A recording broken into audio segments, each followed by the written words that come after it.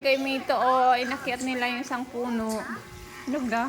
Wala, mga hinog na nga. Ang lalambot na, oh. Kasi nga hindi nakukuha dito sa ano. Oo. Ang dami, oh.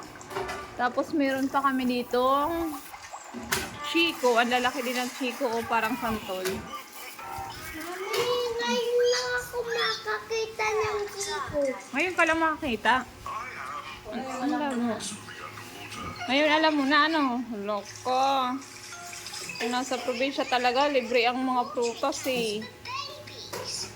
Sa Manila, ano to, eh. Magkano nga to? Yung kilo ng... Hindi. Hindi yung kay Meto, 150. Tapos yung Chico, yung kilo doon. Hindi natin natanong ano. Dito, yung kilo ng Chico, 30 pesos lang. Itong ganito kadami, 60 pesos lang yan. O, diba? Super dami, eh.